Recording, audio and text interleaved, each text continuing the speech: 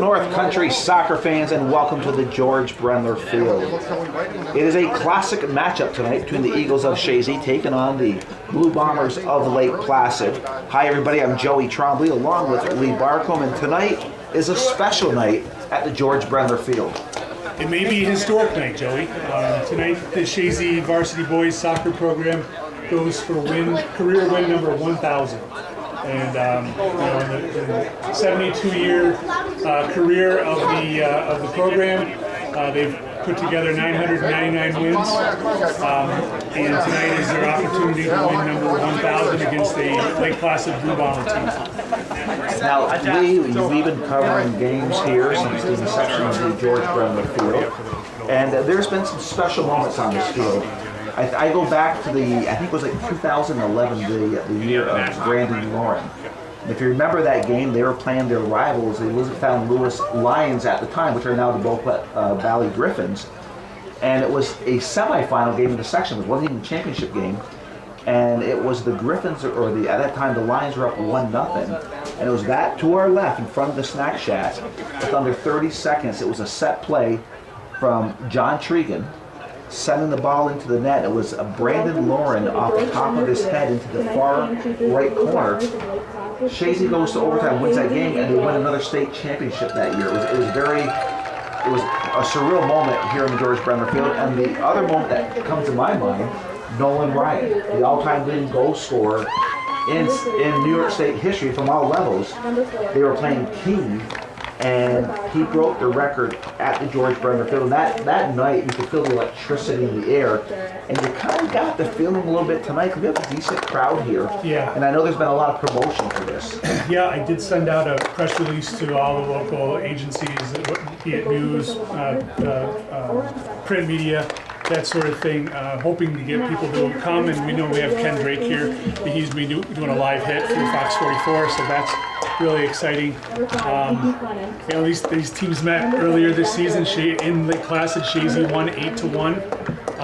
So the odds are good that the Eagles will win game number 1,000 here tonight, but nothing is set in stone, so you got to play the game, and any given day you can have a different result. So we'll see what Coach Mariano brings defensively for the Blue Bombers against these Eagles, but I'll have a 1,000,001 stats for you throughout the course of the evening, so stay tuned to hear some interesting stuff. All right, we're going to stop for a minute as we pause for the national anthem.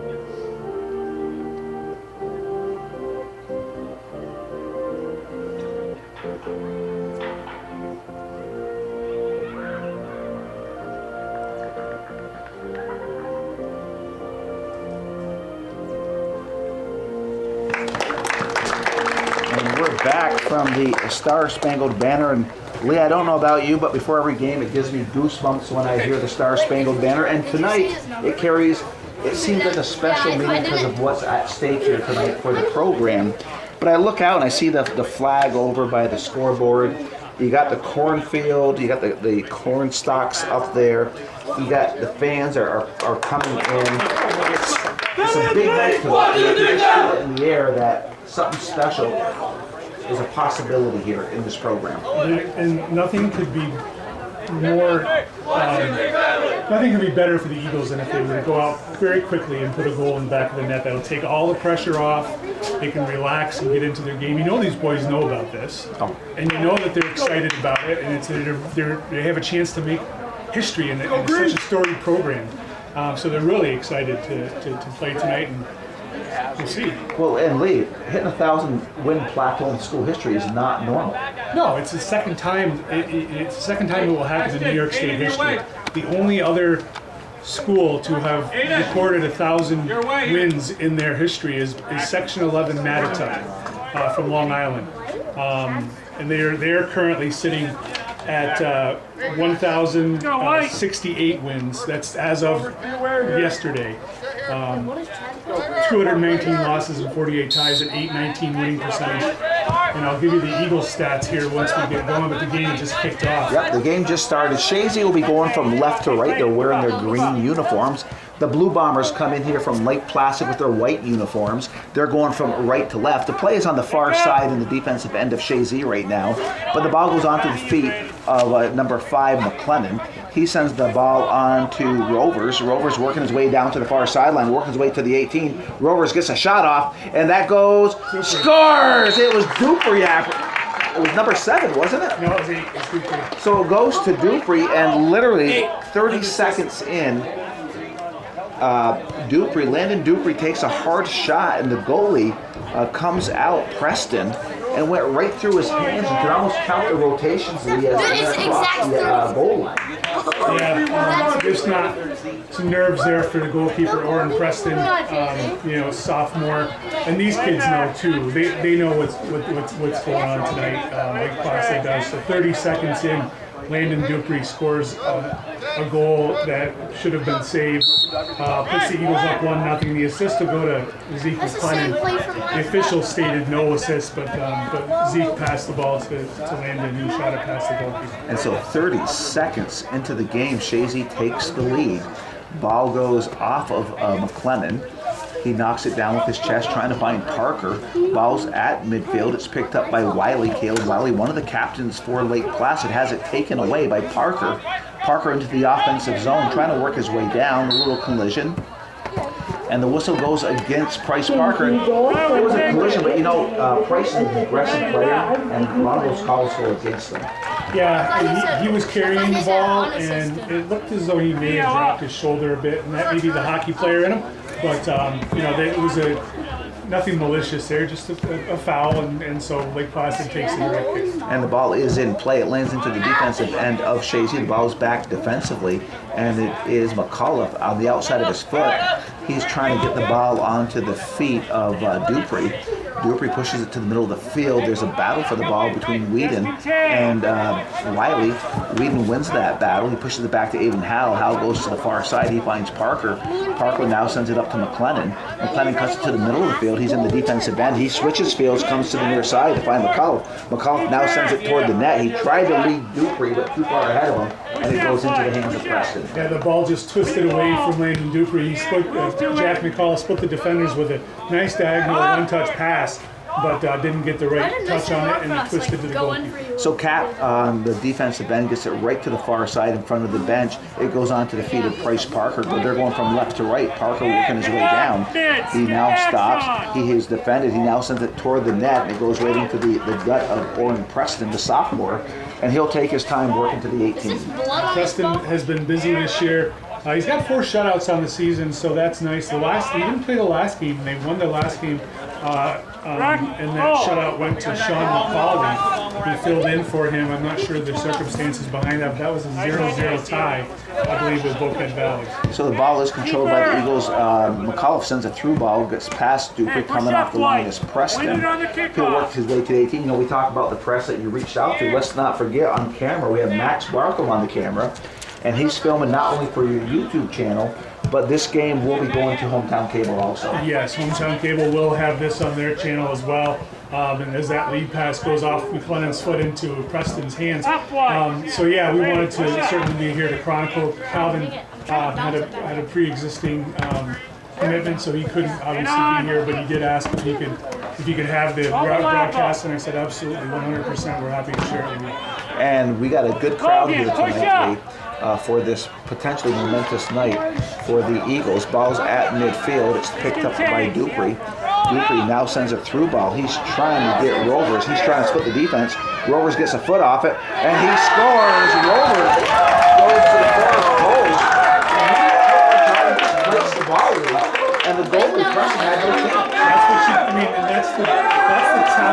kids, and you see they don't often, they won't blister a shot. It's all about placement. And that was exactly what you put it in the spot where the goalkeeper can't reach. Doesn't matter how hard you hit it, it's going to get across that line. So that was Rovers from, I believe, from Dupree. Yeah, Dupree 2 Rovers. Yeah, and that's 3 minutes and 49 seconds in. And it's already 2 goals for Chazy. And it will be the Blue Bombers at midfield to take the kick here. It'll be Wiley. He sends it back and he gets it onto the feet of Barrett, but Barrett has it taken away, and it's taken away by Dupree. Dupree splitting the defense. Dupree coming over. Goalie comes out. Preston. Nice job by Preston because Dupree was coming in strong. Yeah, he was there to make that play and needed to because it was Dupree was there inside the 18. He was going to finish that ball in the back of the net. So right now it's McAuliffe with the ball. He goes center of the field. He was trying to find the feet of Whedon, but that was knocked away. It goes on to Mariano of Lake Placid. He pushes it up over to Hobday. Hobday has it taken away by McAuliffe. McAuliffe pushes it back on the feet of Rovers. Rovers goes center. He gets Whedon. Whedon's trying to switch field, trying to find Price Parker, but that ball is cleared out by Casey. Casey goes to the far side. He gets to the streaking Lawrence. Lawrence working his way down the defensive end of Chazy. It's still Lawrence. And coming over off the line is the goalie for Chazy, Henry Cap. He calls for the ball, and he'll work his way to the 18. Cap, a sophomore, also has had a fantastic season. Right now, the Eagles are riding a 7-game shutout streak. The last goal they gave up this season was to this Lake Placid team in Lake Placid. And the goal before that was in the tournament. Correct. So 2 goals this season given up, 1 to Canton, 1 to Lake Placid. And here comes Chazy again. It is Dupree taking it to the inside the box on the right side, near side, sends it across. And there's a shot, hard shot by McLennan, but Preston just put his hand out and got to it. Yeah, Zeke was inside the 6-yard box and hit that ball one time from the feed from Dupree.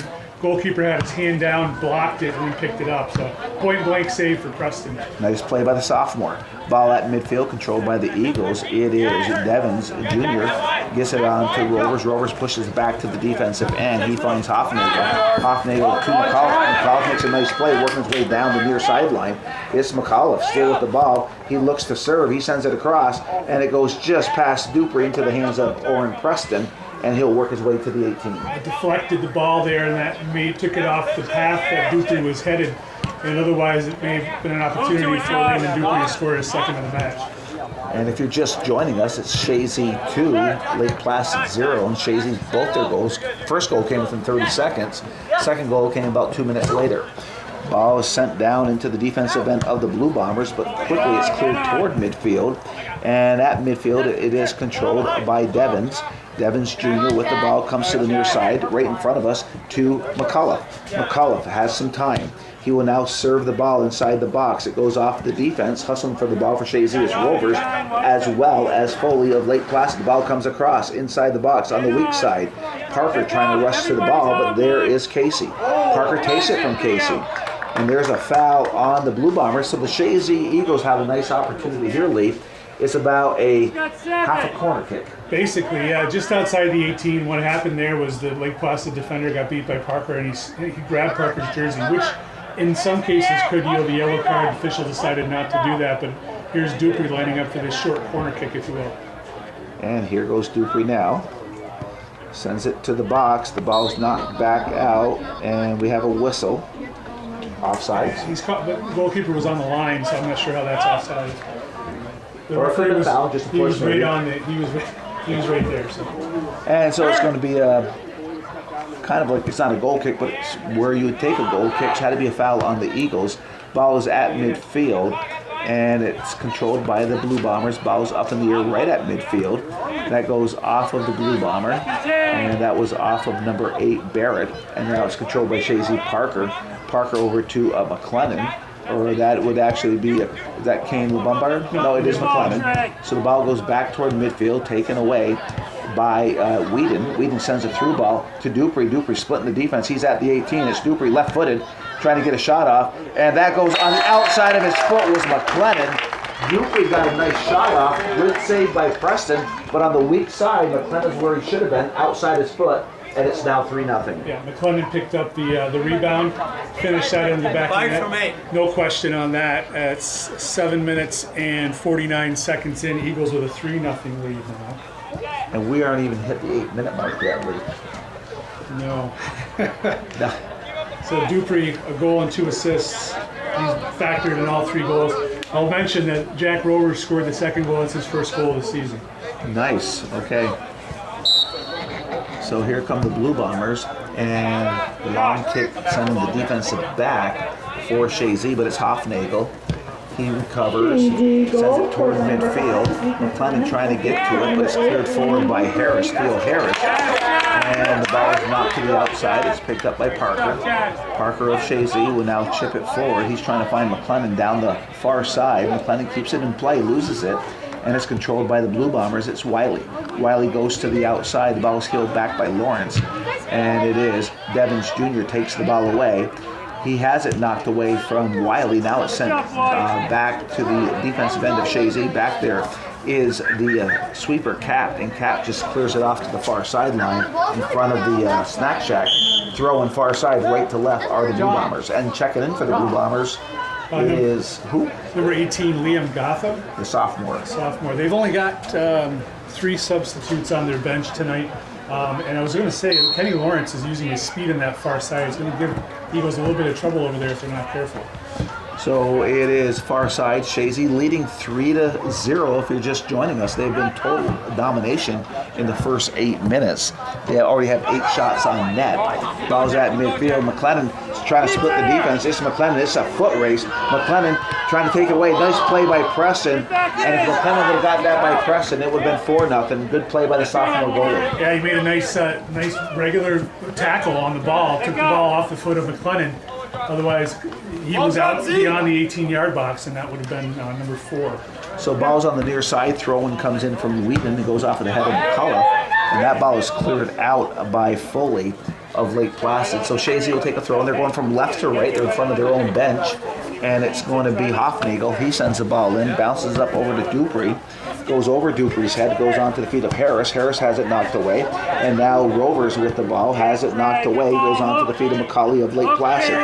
McCauley now working his way toward midfield. It's McCauley doing a nice job with the ball. Now he goes center. He finds the feet of Barrett. Barrett goes to the far side. It's controlled by Lawrence. Lawrence left-footed, gets a shot off. It'll go off the end line, so we have a goal kick for Chazy. But some nice hustle and speed of Lake Placid on that offensive run. Records coming in. We'll get a little bit of statistics here for you. Eagles are 10-1 overall, 7-0-0 in the league. Their only blemish on the record was a loss in the first game of the season to Canton, 1-0 here in the Franklin Guerra Memorial Tournament. 53 goals for, and just those 2 goals against. 1 in Canton, 1 Lake Placid, as really now an opportunity for the Eagles. And here they come again. It's Price Parker wants to get on the action. Parker turns. Parker trying to get a shot off. It goes off of Preston. And I'll tell you, Preston's given up, 3 goals? It could very easily be 5 or 6 right now. That was another point-blank save from Preston. Dropped his hand down to stop that goal shot from inside the 18 as he was well on his goal to make that save. And the crowd is piling in here tonight. Yeah. They know something special is going to happen here tonight. I think we're safe to say that, the way the game's going. Chazy's looking for their 1,000th career victory in the school's program. So the last 3 coaches that Chazy's had, well-known coaches throughout North Country soccer. Of course, the man in the field is named after George Brenner. He coached the Eagles from 65 to 1988. And he compiled 270 of these 999 wins. And then Tom Tregan took over for him when coach retired. And here's the opportunity for Dupree. Dupree again. He gets it in. It is Dupree scores. Now what I like there, Lee, McClendon got there and he shielded the defensive player. He let Dupree get that goal because he could put his foot on it. But Dupree did all the work, and now it's 4-0. Just that's maturity from number 5, the sophomore Zeke McClendon. Just to let because Dupree did all the work, and he could have just tapped it in, and he shielded the defensive player so Dupree could get that goal. 100%. Just really nice to see. Talented young player and nice young kid too. You know, that's the key there. Dupree's second goal, the assist going to Owen Cap. So it's 28-20 left in the first half. It's 4-0. 10 shots for the Eagles. Yeah. So they're going to be starting the Blue Bombers will send it back defensively. So go back to Tregan. Mentioning Tom Tregan took over in 1989 and coached till 95. He amassed 115 of these 999 wins. And then Rob McAuliffe took over. Scored by number 8, Landon Dupree, assisted by number 14, Owen Cap. Owen Cap gets the assist. So Rob McAuliffe takes over in 1996 as a young man. Yeah. 23 years old. And his first season he co-coached with Tom Brandell. And the record that year was 17-2-2. And since then, McAuliffe, as his overall win, and what I did was I just credited both coaches with that number of wins. And the program still has the 999, but Tom Brandell was associate coach that year, so he gets 17 wins to his credit as a coach. But McAuliffe has won 558 games. McAuliffe himself has won 55.9%. His teams have won 55.9% of all the wins of the Chazy program. 94.3% of the wins have come in the Brenner, Tregan, McAuliffe area. Incredible. In 60 years out of the 72 years, you want to know who the four coaches were before the Brenner. In the very first season, in 1953, Jack Watkins and Jack Fitzsimmons both coached. They shared the coaching job. They were 0-6. Understandable. First season of the program. Between 54 and 57, Doug Burke coached the team. 22 wins and 9 losses, 710 winning percentage. Don Endy took over in 58. He coached till 62, 25, 13 and 4, 643 winning percentage. And then Bob Graham coached for 2 years, 9, 6 and 1, 593. So those 5 men coached 95 total games, 56 wins for those gentlemen, 616 winning percentage still. Pretty impressive. Yeah. Pretty impressive. A pretty rich program here in Chazy. And here's another hard shot. That was LeBombard. He's come on to substitute. And it's Kane LeBombard. And I had to apologize because we're in Ballput Valley. And someone said, it's Kane, that's Khan. They go, no, it's Kane. So I said, I've been misspelling the guy's poor young man's first name all year. So it's Kane LeBombard. Kane, yeah. He came on as a sub, I'm trying to see if anybody else came on. No, I guess it was just him. And it looks like he took off Price Parker probably. So we have a corner kick. It looks like a short corner kick coming up. And Lake Placid's not defending for it. And no, it's going to be a traditional one. Rips a nice shot. Weak side, goes over the head of McAuliffe. And we're going to have a goal kick for the Blue Bombers. But a nice speed corner. And it was just over the head of McAuliffe on the weak side. So substitution, Torrin Fadman's coming on for Lake Placid. So I guess my original point to bring that whole thing full circle is Tom Tregan and George Brenner are in the bleachers tonight. Yep. And Rob McAuliffe is on the sideline. So 943 wins out of the 999 wins are here at the field. At the field tonight. And we got a scoreboard adorned with the George Brenner name. Pretty amazing that these gentlemen are still active. George Brenner, 91 years old. Yeah. Still walks daily. I see him on my daily walks, and he's still in better shape than I am. Always has and always will be, probably. Sharp as a whistle. Yes.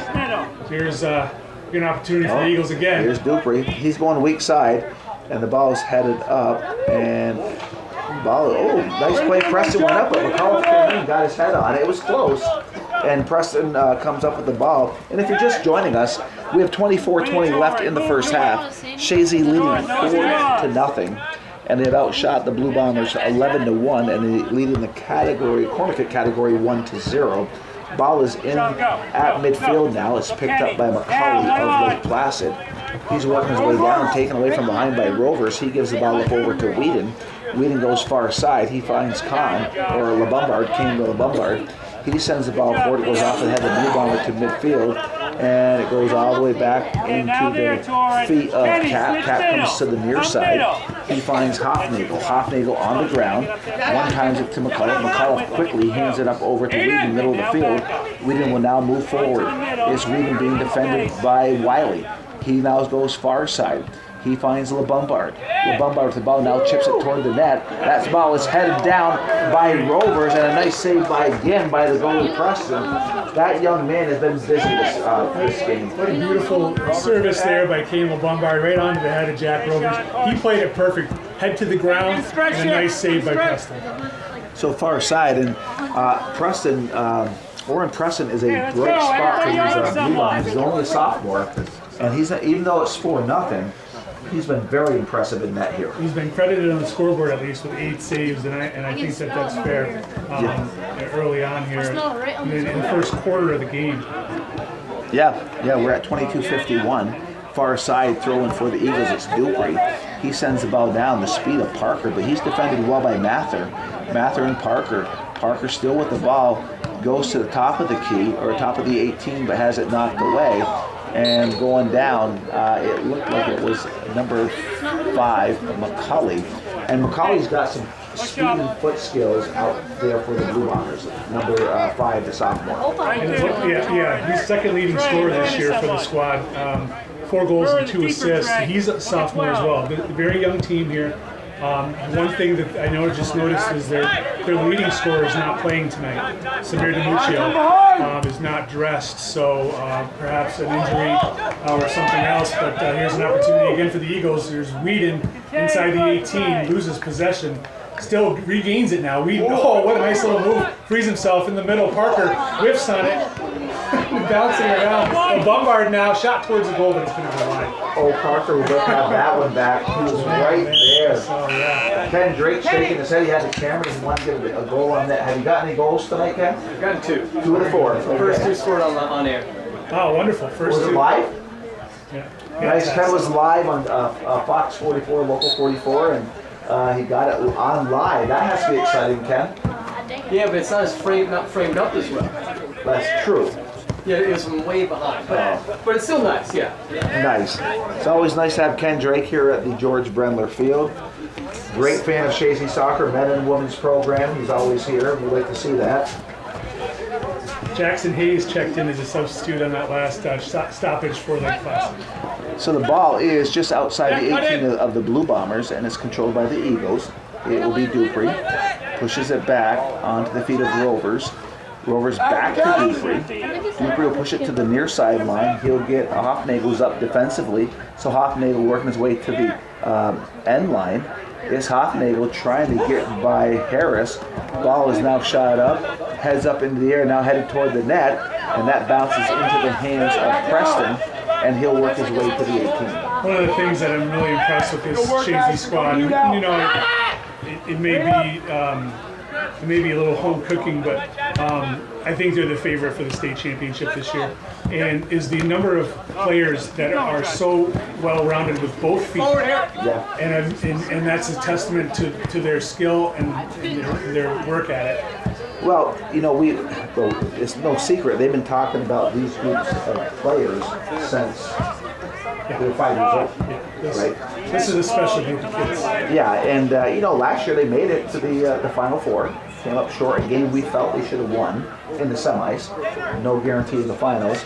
And we were talking about how they were a consensus favorite to make it to the state championship this year and maybe win it. And then they lose to Canton 1-0. Yeah, well, and maybe that was the moment that the humbling moment that they needed. Not that they feel that they were overconfident without even playing a game this season, but that showed them early on that anybody can lose at any given moment. Right, even though you outplay 99% of the game, you got to score. Yeah.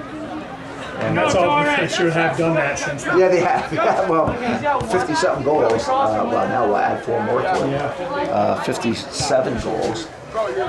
So it's the Eagles controlling in their defensive end, and the ball goes off the foot of McAuliffe onto the feet of Hobday. Hobday has it knocked away. Now it goes to Wiley of the Blue Bombers. Wiley's being defended, and now it goes on to the feet of McCulley. McCulley has it knocked away. Comes to McAuliffe. He one-times it over to Rovers. Rovers sends it to Dupree one time. This Dupree has it knocked away. Ball is cleared out by the defense, Theo Harris. So a throw-in for Chazy coming into the game is McLennan. He's going to come back. He was the man that came off for the Lombard, so he's coming off as Price Parker. as McAuliffe usually will rotate his strikers and outside middies off throughout the course of the first half. Ball goes back onto the feet of Cap, the sweeper. He goes to the far side. He finds Howell. Howell pushes it back over to Cap. Cap will come to the near side. He finds the feet of Hofnagel. Hofnagel has time.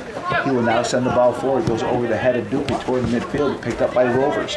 Rovers now sends a through ball to Dupree. He's on the near side, taking it to the 18. He's looking to go inside the 18. It's Dupree, now takes it to the end. Dupree battling. And he gets a weak shot off as he was defended well. And the ball goes into the hands of Preston, the goalie of Lake Placid. So you think 72 years, 1,000 wins. Yep. 999 wins. How many losing seasons have the Eagles had In that period of time? in that period of time? Well, year one, Yes. when they were 0-6, and I think the last time you said they had a losing season was 1983. I looked it up. I had to look it up to see. The last time they had a losing season was in 1982. 82. Their record that season was 3-8. 3-8-0. Are you telling me there's been only 2 losing seasons all this time? I don't know. I didn't. I meant to look it up further, and I didn't have time. I was looking for the book that was published, Drummer's Boys. They have the records all throughout the early years at least in there. I didn't have that available to me today, but in the quick research that I was able to come up with, that was the last losing season that this program has had, 1983. Wow. So we're talking 42 years ago. 42 years ago. Wow. So it is inside the box. A lot of Eagles, a lot of Blue Bombers. And there's a shot point blank, goes out for Preston. And McClellan comes out to him. He rips it wide of the net. But again, unrelenting pressure from the Eagles. And what I like about that, Lee, is they're up 4-0 and they're not giving up. They're still pushing. Well, and it's an unwritten rule for Coach McAuliffe. When there's a 5-goal lead, usually he'll start to play a lot of his reserves. Maybe these guys want those guys to get on the field and experience some of this as well. So they're pushing to get that 5-goal lead, and then everybody can experience and enjoy it. Well, before this game is done, everybody on that bench will run. There's no doubt about that. And if you're just joining us, it is 4-0 Chazy with 16:05 left in the first half. It's been complete domination for the Eagles tonight up to this point, outshooting the Blue Bombers 15-1 so far. Corner kicks are 1-0. And I would say 98% of the play has been midfield or in the offensive zone for the Eagles. So we have Dupree, far side. He now sends it toward the net. That goes off of the head of Jack Rovers, coming off with the goalie Preston. And if he could have just got that on frame, it would have been another goal. So it appears that Jack Rovers and Jacoby Whedon have swapped midfield roles for today. Typically, Jacoby's more of the offensive midfielder, and Jack does a really fantastic job defensively. Today, it looks like they kind of swapped roles, and Jack is more of the offensive catalyst out there, and Jacoby is working the defensive side of the midfield. So as the ball has been most of this game, it is in the defensive end of the Blue Bombers, and it is Rovers with the ball. Rovers still battling with the ball. He pushes it back. He finds it all for Whedon. Whedon goes back defensively to Cat. Cat will now send the ball forward on the ground toward midfield. It's picked up by Devins Jr. He comes back to Rovers, now to the near side. They're going from left to right, leading Chazy just below the press box. Ball goes back to midfield to Devins Jr. Jr. trying to get it by Wiley. Wiley takes it away, gives it to the feet of Mariano. Mariano now to midfield, gets it on the feet of Hayes. Hayes sends it forward, but it's cleared out by the defense.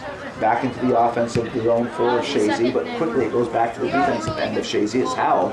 He knocks it on the ground, trying to one-time it, and he finds LeBombard. LeBombard gives the ball up. It goes to Devins Jr. Jr. trying to find it to Dupree. Dupree has it taken away. Ball comes to the near side. Coming up hard for Chazy was Hofnagel. He pushes it over to Rovers. Rovers goes to the weak side, trying to find somebody for Chazy. Nobody there. It works its way off the end line. Goal kick coming up for the Blue Bombers. A little heavy on the pass there from Rovers. It was a good idea. He was trying to kind of curve it around the defenders onto a running McClellan, but unable to hit it. Substitution, that was Theo Harris coming on for the Blue Bombers. And if you're just joining us, it is 4-0 Chazy with 13:42 to go left in the first half.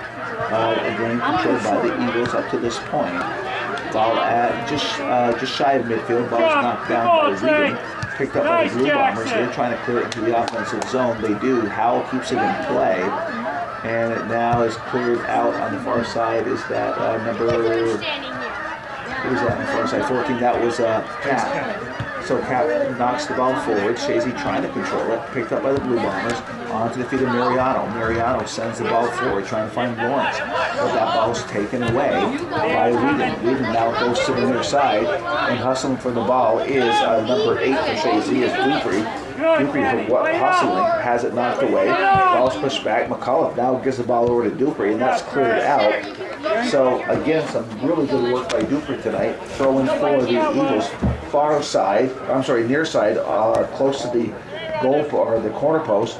Ball comes into play. It's onto the feet of Rovers. Rovers goes back to McAuliffe. McAuliffe sends the ball forward. Gets by everybody. There's a hustle for the ball. Foot race. Picked up by Howell, who's in the offensive zone. Everybody's in the offensive zone for Chazy. Ball goes back to Howell. He can't keep it in play. So a throw in for the Blue Bombers far side. And the hallmark of this Eagle program, this team this year, is play with speed. And they're very, these kids have played together their whole lives. So they know where they're going to be, and it's just quick passes, one-touch passes, that sort of thing. And that speed can be overwhelming, as you see in a lot of cases for a lot of these opposing teams. Ball goes to McAuliffe. McAuliffe now middle of the field. He gives the ball up over to Rovers. Rovers now sends it up to Dupree. Gets by Dupree. Coming off the line is Preston. He'll let it go off the end line, so he'll take a goal kick and a couple substitutions for the Blue Bombers. Breck Barrett checking back in along with Josh Hobday. As we have 11:40 to go here in the first half. It's 4-0 Chazy. 2 goals by Landon Dupree, a goal by Jack Rovers, and a goal by Zeke McClendon. And Lee, as I look over, this is probably one of the biggest crowds we've seen this year at the George Trombley Field. Yeah, it's nice to see the crowd coming out. Of course, we invited all the local and all alumni, anybody that wanted to come tonight and experience the potential history in the making. And so I think we've done a good job of that. The bleachers aren't 100% full, but man, everybody's lined up along the fence over there for the bird's eye view on the ground. And the Eagles are controlling still. Ball's headed back onto the feet of McClendon. McClendon just outside the 18 on the near side. He now sends it across, and it goes into the hands of Preston. He tried to send it to the far side, the far post, but Preston was there quickly. Gets rid of the ball. Ball's at midfield. Devins Jr. outside his foot, takes it to the outside. Hustling is Hayes for Lake Placid, but Devins Jr. with the ball. He will now give it up to Whedon. Whedon with the ball, cuts it to the middle of the field, just outside the 18, rips a shot over the net. It should be a goal kick for the Blue Bombers. Took that from distance, and Price Parker's going to check back in. He's going to give Landon Dupree a break with just 10.5 minutes to go. So I gave you the Chazy stats. Lake Placid on the season, 5-3-1 overall, 4-3-1 in the league, 24 goals for, 15 goals against. As I mentioned, the leading scorer is not playing tonight, Samir DiLuccio. McCauley and Kenny Lawrence and Caleb Wiley are all at 10, 9, and 9 points on the season. So a serve by McAuliffe scores! And it was McAuliffe sends it through, and with the header, was it Zeke with the header? Yeah, yep. He just had that ball high, and it lofted over the head of Preston. And now it is 5-0. What a pretty play that was. And what a nice feed by McAuliffe, sending it to the middle of the 18. And it was a nice header by McClendon. And it was designed that way. He knew the situation, and he didn't panic. It's these guys, they don't panic. Very deft touch and I'm a huge Zeke McClendon fan. I think he's a very talented young man, and he's just scratching the surface of what he can. He's a sophomore, so he's scratching the surface. I think he's going to be a big player for this Eagles team going forward. And it is McAuliffe with the assist. Now right below us here at the press box, working his way down, stops, he push it back, he puts it to the feet of Rovers. Rovers comes back to McAuliffe. McAuliffe will now send it to the outside to Parker. Parker's now on the near side with us. He chips it up, and it is knocked away back to the feet number 6, it looked like it was Harris, Leo Harris, of the Blue Bombers, but it's controlled by the Eagles. Ball sent toward the 18, comes back onto the feet of Whedon. Whedon takes it to the near side, trying to work his way down. Whedon still with the ball, takes it to the end line. He will now send it across. Ball goes out to the open space, push back, chip into the middle of the box, and there's a shot, scores! And that was Aiden Howe on the defensive end, came up on the offensive end, and he made a beautiful shot that Preston had no chance on. And just like that, it is now 6-0 Chazy in the first half. I think that was With 9 minutes to go. Clinton had the assist on that. I think so. We'll hear in a second. I like my spot. So we had a feel like now here come the reserves now. And there you are, Lee. You can get those numbers 10, 15, and 20. So Valentin, Juno, and Lauren coming in. So, so I think it's the 21. And then Jeff Devins Jr. Oh, it was. Maybe. Lee, we expected that there's a good possibility that he's going to win this game, but this has been more of a more than I was expecting. Yeah, I think they came out through the point, and they've done so. But they're the top dog in Section 7 in Class D at least. And here's McLennan again trying to break free. And the ball is knocked back. It goes onto the feet of McCulley. McCulley has it taken away by Juno, who's checked into the game. Juno gives the ball up over to King LeBombard. LeBombard now comes back. He gets it over to Juno. Juno goes to the near side. He gets it onto the feet of McCullough. McCullough with the ball. He'll work his way to the end line. McCullough steps back. McCullough left-footed, sends it across. It's put it outside the 18. Lauren checking into the game, has the ball. Lauren now working his way forward, and it deflects off of Lauren. Ball's headed down on the ground. McCullough's trying to get to the ball, but it's picked up by Barrett. Barrett knocks it high in the air. Ball goes on the feet of McCullough, back to midfield, over to Cap.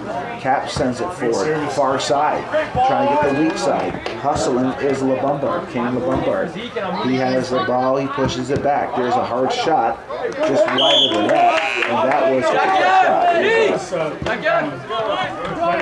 was Big subs here. Jack Bell, Tate Stevens, Oliver Ringer, Dawson Ebert, Griffin DeRocher. Zach West. So most everybody else from the benches on the field at this point. Okay. The only starter left on the field is Owen Cap. Or excuse me, Henry Cap. So it's 7:02, and it is 6-0, and you did call it that the reserves would be coming with at least a 5-goal lead. And this is really nice to see, Lee, because these guys practice with the starters day in, day out. And I was having this conversation last week at Boquet Valley. You know, they're saying, man, they're playing well. Well, they train the starters, and they play within the system. Yes, and you stand to get better when you play with good players. And so when you practice with good players, you will, and when you have the coaching staff that you have here, really just phenomenal opportunity for these young men to improve their game. And the ball is in play. It's into the far side, right in front of the fan base, and it's a large fan base at the George Bremer Field. And it's a beautiful night, Lee, in early October for a soccer game. Yeah. Just a little crispiness, which gives you that fall feel, but it's okay. So the ball is controlled by the Blue Bombers. It is Barrett looking to get a shot off. Barrett battling on the far side, and it's defended well to the outside. So we're going to have a throw-in for the Blue Bombers. And heading over that way, it looks to be Gotham for the Blue Bombers. He'll give it up. He'll back away, and the ball will come in on the far side with 5:39 to go. Ball lands on the ground. Pushed to the outside. Now it's served to the 18. Ball bounces around. It's cleared out. and goes to the 18. Now it's cleared out by the defense. Just a big kick, sending everybody backwards, running to the far side. Hustling for Chazy is Caleb Lombard, and boy, he had those afterburners on late. He closed ground quickly there as he tried to get that long ball lead from Ashton Lawrence. He came out of nowhere. So the ball is controlled by the Eagles, and now it's taken away. Ball's at midfield, comes back defensively. That gets under the feet of Jack Bell. Bell takes it to the outside. He goes down, as well as number 2, Casey, but no call. It was just a collision. And that ball is now wisely cleared off the sidelines. It's going to be a throw-in for the Lake Placid Blue Bombers. They're halfway into the defensive end of Chazy, right in front of the bench where all the fans are. And there's going to be a shot. There's a low shot. Goes way wide of the net. And the defense of Chazy is there.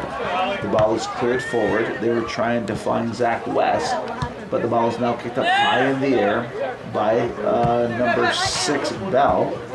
And it's now on to the feet of number 19, which is Ringer, Oliver Ringer. He'll switch fields. And is trying to find Dawson Hebert. Hebert has it taken away, now cleared forward by the Blue Bombers. Picked up by the Eagles defensively. And now it's cleared toward midfield, headed down onto the feet of Lauren. Lauren chips it forward to the open space. For the ball for Chazy was number 1, Hebert. Hebert gives the ball up to Valentin. Valentin now in the offensive zone for Chazy. Pushes it back. He finds Lauren.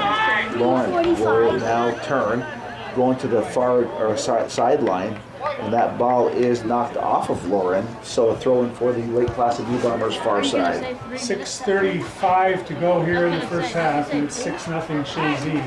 As they have dominated completely until these last few minutes when Chazy's brought in some of their reserve players, and they're doing a fine job at giving Lake Placid a few more touches on the ball. So the ball is to the far side, and going down for Chazy was Stevens. But he's back up quickly, and the ball goes off the sideline, so a throw-in for the Blue Bombers. It will be Caleb Wiley. He gets the ball in play. Hustling back is Stevens. And they're going to try to shield the ball, and the ball is knocked off the end line by the Blue Bombers. So a goal kick coming up for Chazy with 2 minutes and 52 seconds left in the first half. So we talked about the records. Winning percentage. Chazy's current winning percentage all time is 82.5. So 82.5% of the time they're going to win a game. Over 8 out of every 10 games they're going to win. The New York State record, according to the NYSPHS official record book, is Vestal from Section 4, and their winning percentage was 826. So 1,000th of a percentage point better than Chazy, but that number hasn't been updated since 2016. Okay. Now, how many ties do we have? Overall, the number of ties Chazy has currently is, I wrote it down here, 61 ties. 2 minutes. So, of actually losing a game, what if you throw those ties in there, they aren't, it doesn't mean they lose 2 out of 10 times. Right. As far as I don't have, that's all encompassing. A tie counts as half a win, if you will, in the formula. You have your total wins plus 1/2 of the number of ties divided by the total number of games played. Okay. So it is factored in as a half a win, if you will. Okay. And so there's an opportunity. Caleb Lombard looking for a breakaway. Good defensive work there by Kenny Lawrence to cut that off. And Lawrence was playing striker to start the game. Now he's sweeping back there. You know what I like? Kenny played hard there, Lawrence, for Lake Placid. I mean, he went hard at that ball. Their goal now is to try to score a goal. Oh, absolutely. And right now they're thinking small victories.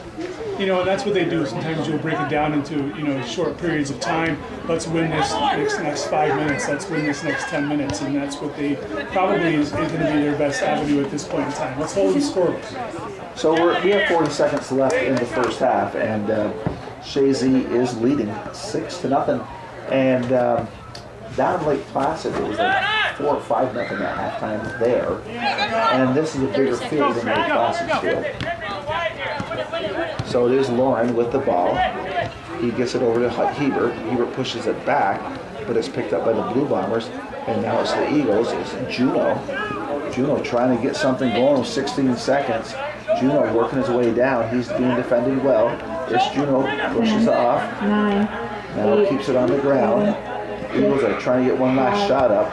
And a shot off the end line. It's a good effort by Zach West, but it went off the end line. So we're now at halftime at the George Bremner Field, and it's a special night here at the George Bremner Field. And Lee, for the folks that have just joined us for this presentation, let's kind of recap what makes tonight so special on the George Bremner Field. Well, tonight, the Chazy boys varsity soccer program goes for win number 1,000.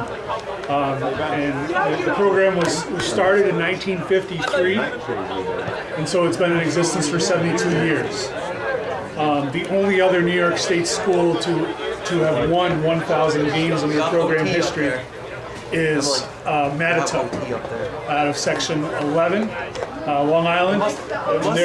They've currently won, as of last night, they've won 1,068 games. So Chazy is only 69 games short of their winning total at this point in time. The difference being, Chazy, I mentioned, started in 1953. Mattituck started in 1936. So 17-year advantage. So a little bit of difference there. I think Mattituck is likely either a Class A or Class AA school, perhaps even AAA now that they have that classification. Long Island schools are typically pretty high enrollment schools, so I don't have that classification though, to tell you for sure. But there was a time when Chazy played in Class A, back in the old days, and there was, they've played in Class A, B, C, D, and double D. Well, back in my era, in the 70s, they were playing Northern Adirondack, they were playing Northeast of Clinton. Those were the bigger schools back then that I recall. We were in the same league at that point. It wasn't MVAC, CVAC at that point. Right. That came after my era. It was the CICL, I think, if I remember right. But yeah, I mean, there's been some banter online, of course, and some people are saying, well, Chazy should play in a tougher league if they're getting that many wins. Well, but let's talk about that league. They played B schools, they played C schools, they played A schools. And they compete with all those schools. And they beat all those schools. Locally, they play the best that we have to offer here. And the teams are beating here, the PHSs, the Beacon Towns, who do well in playoff soccer. And even in regional play, they do well. And we do well with them. We never. It's difficult because you have a limited number of games you can play in the season. That's set by New York State. You can't surpass that number. So with the two, and it's 4 non-league games, the way it works out right now. So your non-league games are games you can play against your other opponents that maybe will challenge your team, and you can use that as a benchmark to see, where are we, how are we doing this season. Well, 2 of those non-league games are taken up with the Frankie Garrow tournament every year. And we always play, Chazy always plays against either Plattsburgh High School, which is Class A, or B. This is the Frankie Garrow. They play Beacon Town, which is a Class A school, or they play Canton, which is a Class B school. So those are your 3, so they're not dodging anybody there. No. And then their other traditional non-league games have been Ogdensburg for the last several years, Class B. This year we dropped them and we took on Waterford Half Moon, a Class C school, former state champion, really just a very powerful school out of Division II, Class C. And we had our way with them this year. Absolutely, they weren't happy with the way Chazy came onto their field and took them down. And then for homecoming, we played Keene, who has been good in years past, most specifically most recently. This year they're having a down year, as most teams will have those rebuilding years. Exactly. So they're not dodging anybody. No. And if you're just joining us, we're at halftime, and that's why we're having these conversations. Chazy is leading 6-0, a total domination of the first half. So Lee, it's a program. You hear it every year. Chazy doesn't rebuild; they reload. Yeah. And they do. It's incredible, and it's in part. So you think of the size of our school. We're a Class D school, and we're not one of the bigger Class Ds. We're right kind of in the middle as far as the beds numbers go. We're not at risk of having to move up to Class C because of enrollment. So this school puts a varsity team, a junior varsity team, and a modified team out there, with big numbers on each. So you have a great number of the male players and female for that matter, because the same thing happens on the girls' side. It's nearly every eligible student is on a soccer team. Really, you think about it, and the programs just flourish. Right. And and they're all competitive. The junior varsity team plays against these difficult teams, the CVAC schools, the NSL Division I teams, because the other Class D schools don't have a JV squad because they have a hard time putting together a varsity and a modified varsity. So that's the impressive thing. So these JV players are getting that experience against these bigger schools, and they're having tougher competition, and they're just. But for people on the chatterbox to say what they say, we have Penn State championships. That means we've beaten the best of the best of New York State in Class D. 40, New York State record 40 sectional wins. Right. 40 and those aren't all Class D. Those are, as we were talking, schools. But even early on, some of those section wins were Class A or Class B or Class C. Different, because the classifications were different at that point in time. So yes, recently certainly we've been the team to beat. Oh, I mean, we play private schools. Now, they should have their own. not really We can have that discussion. There's another discussion we can have. If you're a public school, there should be public school soccer, but it is what it is. But, so the point is, we play everything. You know, and there are some years, this team who's down there in Class D, will be really competitive in Class C. This team that we see here today could be really competitive in Class B. Now, I won't get arrogant and say Class A and W, we'll get a butt kick, but they will compete with B and C, in fact, at the state level. There is, well, you think about Section 7 is so small. There's one Class C team in the boys' side. So before a game was played, before a ball was kicked off this season, Northern Adirondack was a Section 7 Class C champion. So they're going to the regionals this year, and even if no matter what their record is, Right, they're in a regional game. they're in a regional game. So that shows you the size of our section. We're the smallest section in New York State as far as number of schools. Well, and speaking of playoff soccer, I'm assuming that we're going to make regional play. I'm making an assumption. But it's not like it used to be in the past. It used to be Section 10. It is now Section 2 this year. 2, yeah. And you look at the rankings, so take them for what they're worth. Third week of ranking, Chazy's ranked third. Ahead of us, ahead of Chazy, Fillmore, I believe, is number 1. And number 10. Parishville Hopkinton is number 2. So Chazy wouldn't face, traditionally you would face Section 10 in the sub-regionals or regionals. Right. With the new setup, Chazy won't face their nearest sectional neighbor, Section 10, until the Final Four, if they're in the Final Four. If it works out. Right. So, yeah, very interesting. So we have the players. Well, Chazy, they want to come over and they're back on the field. So Chazy will be going from right to left, Lake Placid from left to right. And as coach will do, even though we have a big lead up, we put his starters in probably for the next 15 You can't bring those with you. probably and then the reserves will come back in. But these guys have to keep their Somebody's gonna their jump wind over up the fence and their, steal those. legs up. So he's got to give them plenty of time. It's his routine. Right. And if you know Coach McCall, he's very superstitious and very routine bound. Yeah. And so that's part of the routine. And that's the way it is. For 30 years. Right, yeah, as long as I know him, which I've known his whole coaching career, and that's how he does it. So Chazy will start the second half, and it will be very clear that history will be made here tonight at the George Brummer Field.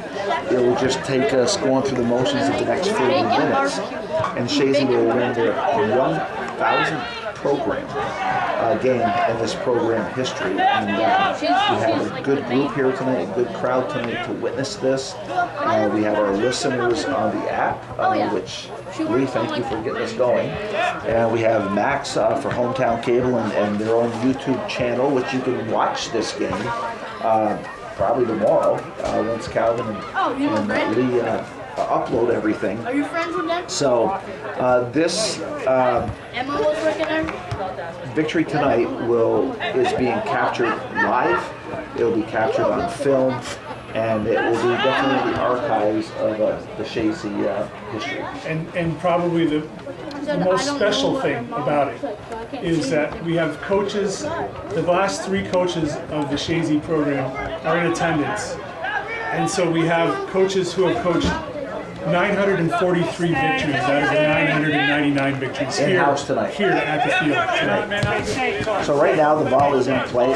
Ball comes to the near sideline in the defensive end of Lake Placid, and it is Aiden Howe with the ball, working his way down. He is being defended by Torrin Fadden, and it's Howe still with the ball, keeps it on. Howe has a goal on the defensive end for Chazy, and the ball goes to Rovers. Rovers goes to the far side. He finds the feet of McCullough. McCullough sends it to the 18. McClellan battling for the ball, has it knocked away. McClellan takes it back. Now it goes into the top of the 18 onto the feet of Whedon. Whedon now inside the box. Whedon turned into the inside. Whedon trying to get a shot off, and it took 3 defenders to knock the ball away from him, which they did. And this will be a throw-in for Chazy. You see the frustration of Lake Placid players are shoving a bit out there. I think it's discouraging when the team is so outclassed, and that seems to be the case. Well, it is definitely frustration. Howe with the throw, and that ball is headed outside the 18. It is trying to be controlled by Jack Rovers. Rovers pushes it to the far side. He goes onto the feet of Hoffnagel, who's up there offensively. He sends it just outside the 18, gets by Bryce Parker. Parker hustling to the ball. Parker trying to battle number 12 Hobday. And the ball goes toward midfield, picked up by the Eagles. Push it back onto the feet of Cap. Cap goes to the far side. He finds McCullough. McCullough working his way down. Now sends it to the top of the key, going by everybody. It's Parker trying to get to the ball. The ball is cleared out, goes off of Parker. So we're going to have a throw-in for the Blue Bombers. They're going from left to right, about a quarter of the way from the end line for the Blue Bombers. Speaking of Bryce Parker, senior captain for the Eagles, he's cleared the 50 career point mark this season, and he's had a fantastic career. He's your blue collar, hard hat wearing man. He hustles and is like a motor that doesn't quit. Really nice young man and hard worker out there for the Eagles. So we'll recognize him for getting his 50 career points. So it is the Eagles. They're pushing, trying to get another goal on, but it's defended by Wiley. Wiley clears the ball, sending the defense back. Way off the line is the goalie, Henry Cap. He now sends it forward, goes off of McClellan's chest onto Parker. Parker on the near side, trying to control it, and it's just unlucky, went off his foot. So it'll be a throw-in for the Blue Bombers. And on the near sideline, ball will come into play. It is Hobday.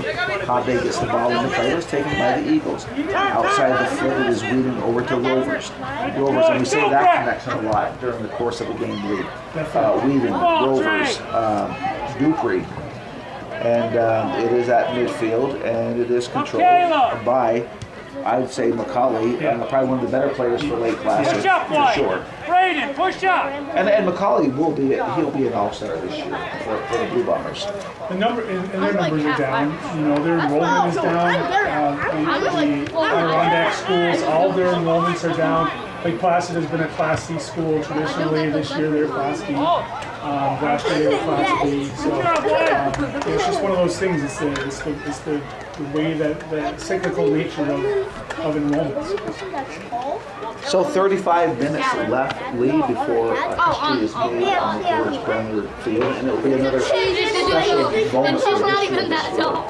And I do know that the Athletic Association has a ceremony planned afterward in the event of a victory. So looks like that will take place now following the game. with him. Outside, And the Eagles are controlling. It is Parker. He gives the ball up over to Parker. He tries to get a through ball. And here comes Dupree. And Dupree will be called for offsides. But right there was the official, Kowalski. And it will go to the Blue Bombers. The ball looked like it was deflected to me, and ordinarily on a deflection, the offsides is negated, but Mr. Tuleski was right there. He's a seasoned official. He officiates a lot of games. He's been doing this for decades. We'll defer to him. So again, the North Country Section 7 doesn't. I shouldn't say we don't So like realize, one but is they're just very you and the fortunate. goalie, They have seasoned and officials. you get a that we do pass have. from somebody. Yes. And there's quite a few younger officials too Coming into it, yes. that we want to certainly encourage to keep it up, even though sometimes the crowd and even I myself have been a little bit rough on them at times, and it's just defending against the post. That's exactly what it would be. It's now here come the Eagles again, far side in front of the bench. Chazy controlling, now ball sent forward inside the box, and it is what a shot that was by Jack Rover. He was going down and he takes the volley and just ripped it into the side net. Beautiful volley shot. See, I think it was Hoffnagel with the assist. I'm not 100% certain, but it's a long lead ball forward, regardless. That Rovers finished in the back of the net for the 7-goal lead. It was Hoffnagel. And Lee, as you were just talking about that, a whiff of Mickey fries just came over us. And I don't know, I think even Max's mouth is watering on that one. It is, well, you can smell it right now. And Max, if you weren't doing the camera, I'd send you down to pick some up. But you're a busy man right now. So the ball is cleared back into the defensive end of Chazy, but goes off the sideline. And it's a throw in for the Eagles. Ball comes into play. And it is at midfield, controlled by the Eagles. And here we go. It is McClellan. Nice speed, pushes it through to the far side. McCullough looking for the ball, as well as Hayes. And it goes off of Hayes. With a corner kick coming up for Chazy. Surprisingly, it's only the third corner. I was just going to say, assisted by number 18, it's not typical. Usually they're in almost double digits on corner kicks, but they really haven't had the opportunity, so it's going to be traditional kick. Nope, short kick. No, they're going short corner kick. And here we go. Oh, it was Hayden Howe, almost got his second goal. And I think the goal he scored was his first career varsity goal. Pretty sure. We almost had number 2. Intentional, by the way. Yes. And it is the Eagles controlling. Now it's toward the box. Ball's headed down. And wow, Chad Devins. No, on a header lead, you did it perfectly. They tell you to head the ball down so it will skip, which it did, but it was wide of the net. Yeah. And that's one thing that's not talked about. Chad Devins was second leading scorer on the team last year. This year, he's playing the stopper position. He's playing defensive position for the Eagles. He's a very talented offensive player. Well, and again, every year you lose kids to graduation and stuff, so Coach McCullough is constantly shuffling and reevaluating. Each year, like you say, players that were goal scorers then become good defensive players. And that's team soccer too, because they accept that role. Yeah, absolutely. He knows where he's most valuable in the field, and that's great defending. So we're going to have a throw in for Chazy. They're going from right to left. It's a deep throw into the far corner post for Chazy. As we approach 31:34 to go, it is 7-0 Chazy. And there's another shot. Rovers again. Jack Rovers gets it from outside the 18.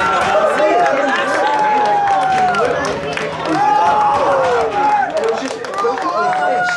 And Preston had no chance for that. No chance at all. I believe that Landon Dupree gets the assist on that one. 7 from 17.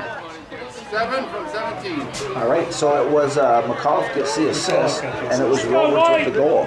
Mike, push up. So 31-24, I think soon the players will be coming off. The last thing you want to see is any chippiness happen and anybody getting hurt. Yeah. Not that we've seen it. No, but you don't want that to happen no matter what. Let's go, push up. Josh, push up. Pick someone. Braid it up. Pick someone up. So we going from left to right. This is the Blue Bombers. They're going to have a no, it's actually Chazy with the throw in. It's Howell. He gets the ball in, gets it by everybody, and it's Dupree. Dupree has some space.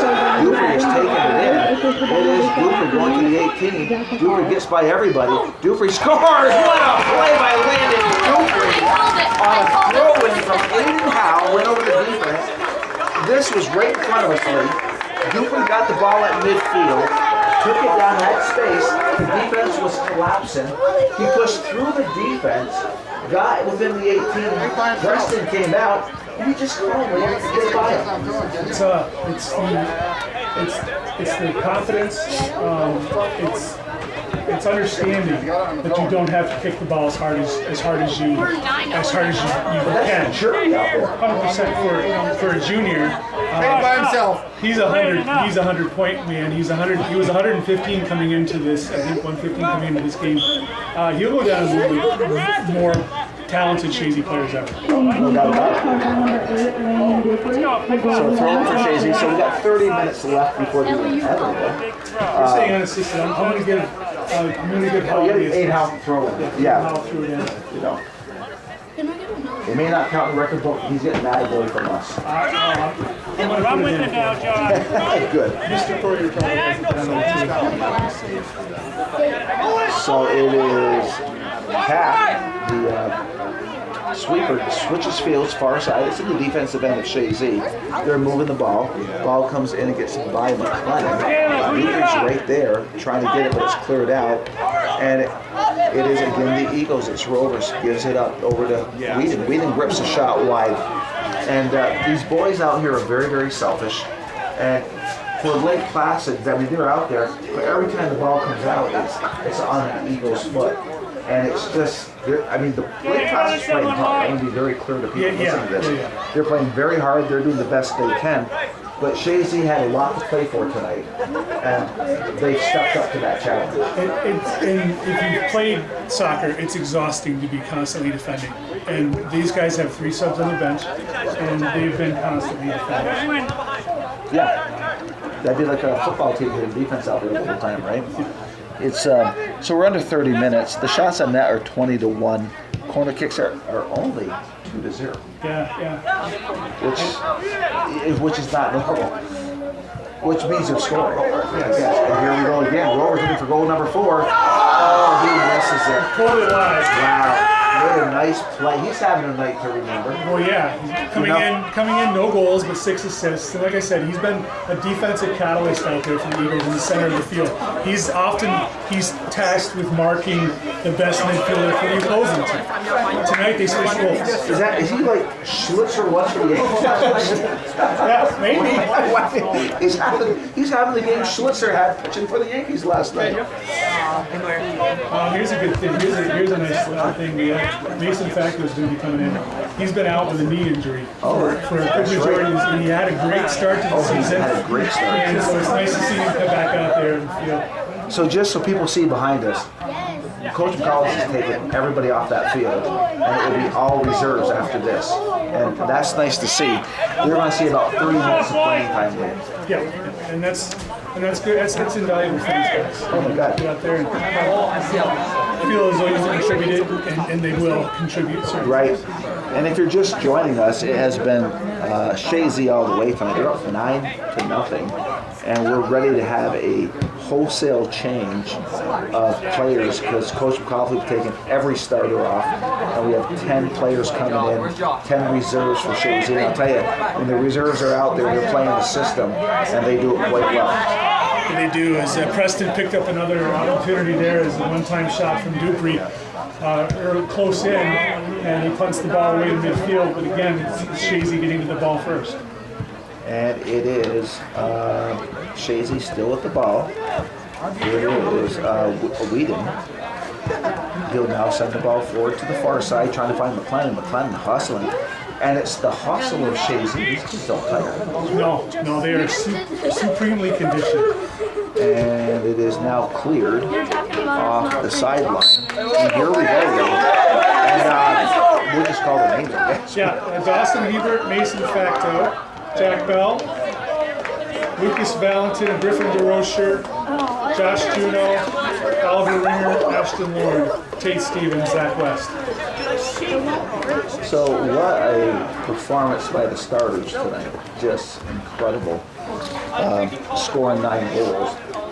Now, I'm sure they were giving 2 of them up tonight now against Canton in the opening.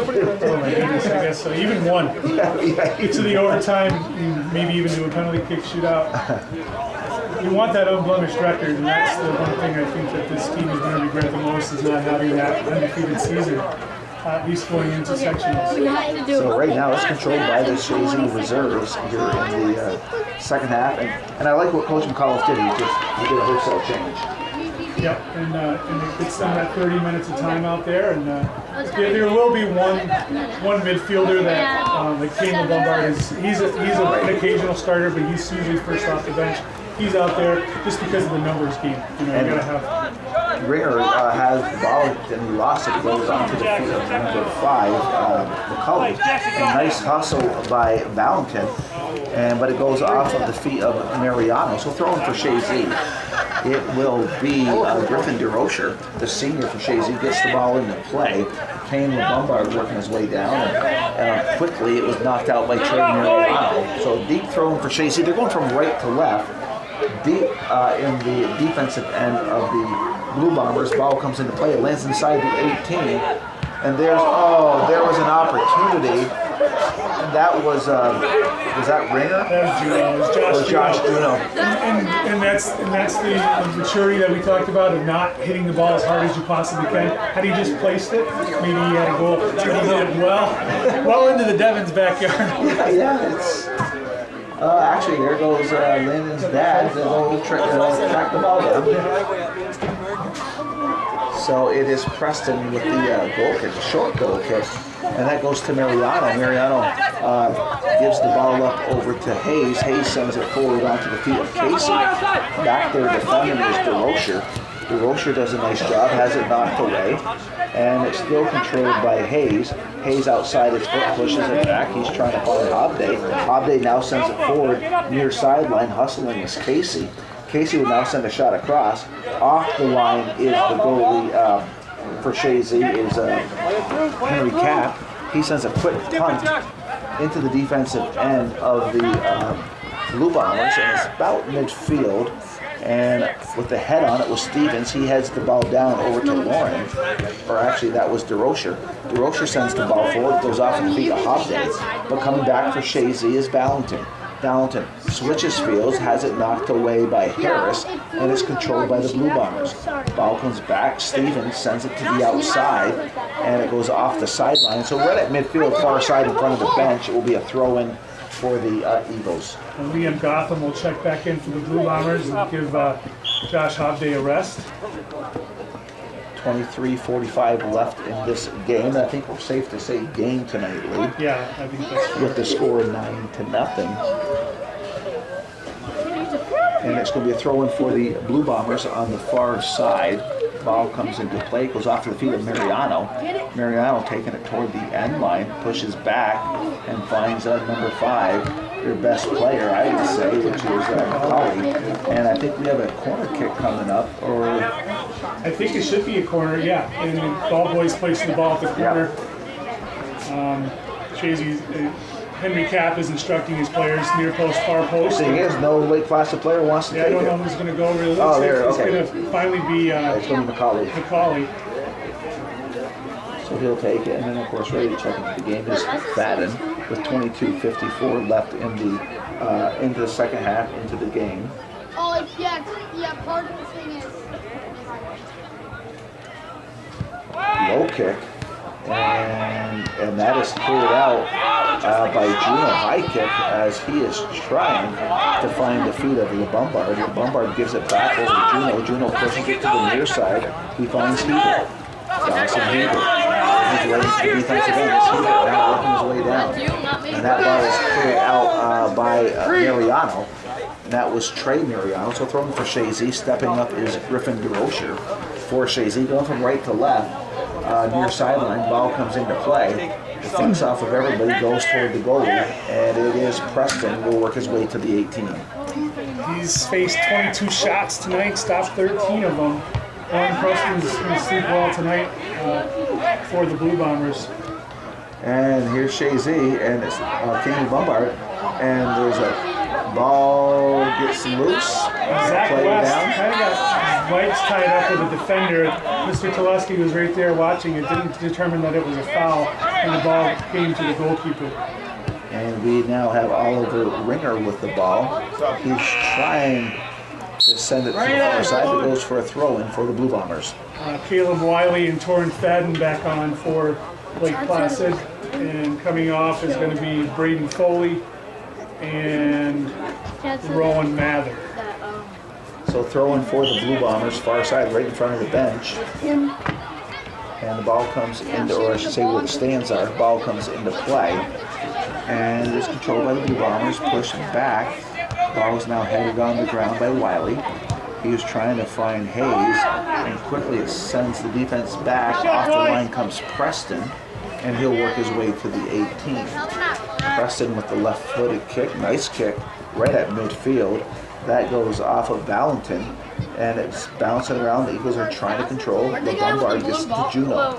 Juno is taken down, and that will be a whistle. It was Macaulay, and could almost be a yellow card on that. I think the official thought about it for a brief moment as he started walking that way, but decided maybe even a talking to would be warranted. We don't want things to get out of hand. No, but it was.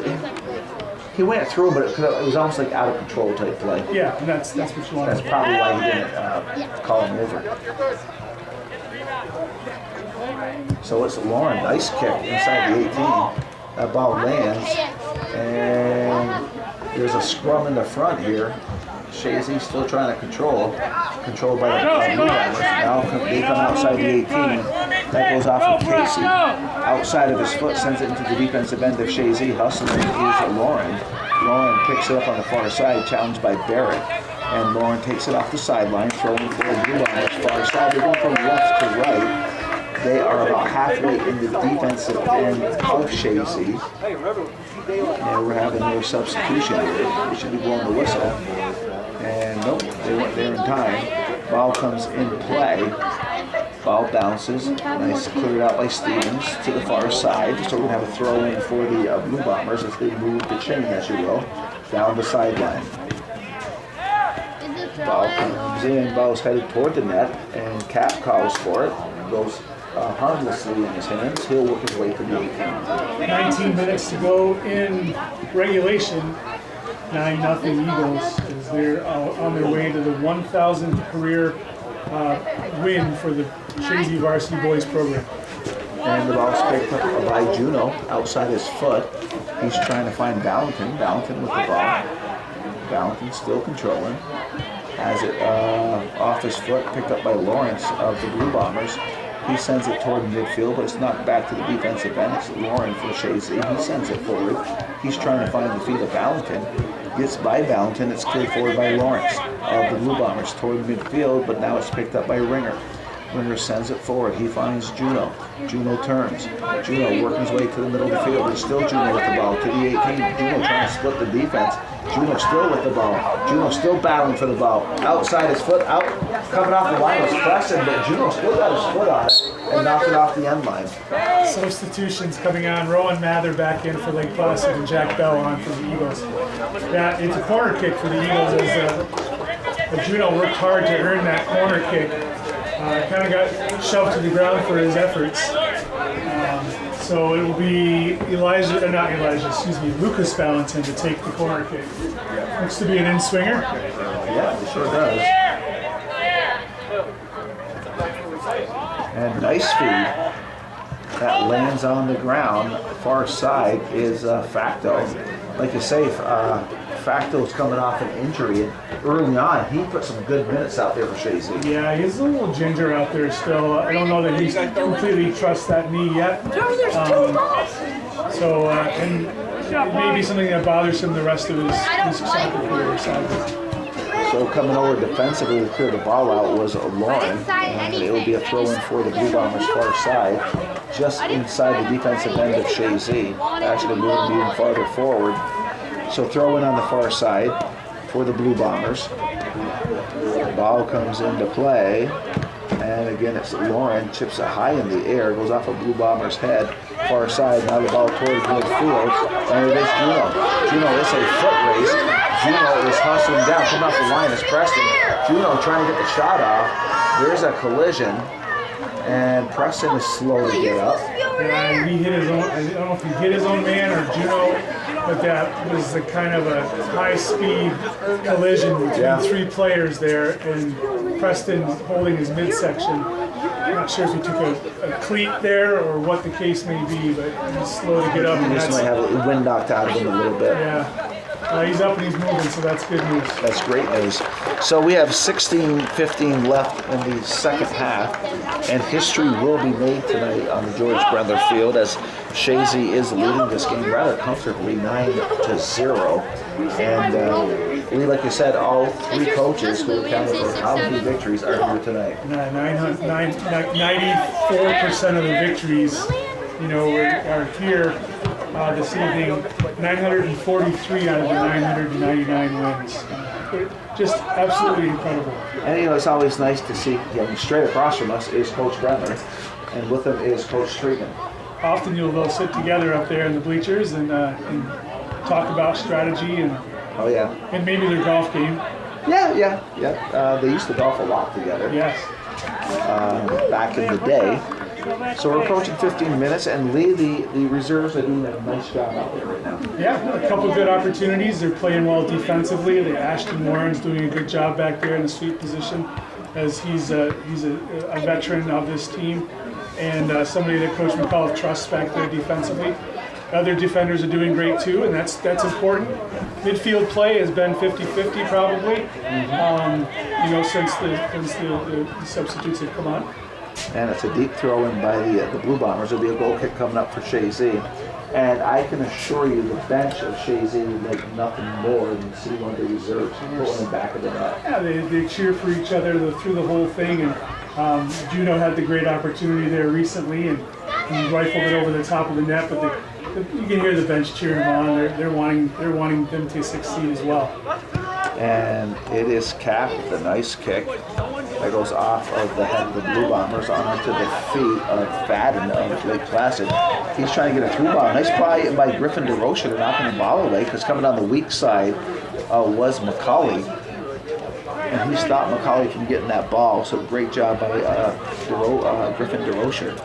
Ball is onto the far sideline, and it is Juno hustling, but cleared out by the defense toward midfield, knocked down by Ringer, and it's picked up by the Blue Bombers. Mariano comes to the near side, stepping up is DeRocha, and DeRocha's doing a good job back there defensively for the Eagles as he clears the ball, sending the defense back of the Lake Placid Blue Bombers, and all they do is clear it off the sideline, and it's right in front of the Chazy boys bench. And with the throw-in is Griffin DeRocha. He gets the ball into play to Bell. Bell on the ground gets it over to Juno. Juno, now there's a shot from distance from Lucas Valentin off the side. So they're both coming up for the Blue Bombers. Preston will set this goal kick up for his team. Glad that he didn't suffer an injury in that collision there a short time ago. That would be catastrophic for the Lake Placid squad. Earlier he was talking about how much he loved bubbling. Losing possession. Ringer now regains possession for Chazy. He's moving midway into the defensive territory of Lake Placid. He tries to go to the corner flag with it, taken away on that far side by number 6, Theo Harris. Harris has it taken away by Facto. Facto square ball to Valentin. Valentin forward to Bell. And Hebert miscommunicating. The ball now comes to Lake Placid, taken away by Zach West. That should be Ringer. And now cleared toward midfield. toward McFadden has it, and he goes down to the near side corner. He's looking for Logan Casey, who I found out is the nephew of our school psychiatrist, Dina Casey. Oh, really? So did you see the nice play by Ashton Warren? He came out, he had the wherewithal to take it toward the sideline and take pressure, took it to the sideline, and it took it off the play of the defense. It's solid strategy, and that's kind of stuff that Coach McCall throws in this players. So it is now cleared out by Jack Bell toward midfield. He finds the streaking Zach West. West pushes it to the outside. He finds Facto. Facto working his way down. There's a push in Mariano. I think that's a foul on Mariano. So here's a nice opportunity for the Eagles lead. They're coming in from the right to left. They're kind of kitty corner to the far 18-yard line on the April there.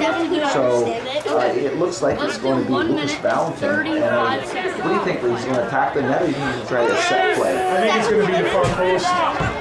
And Mason Facto hurt himself in that last play. He's hobbled out there. He doesn't want to come out.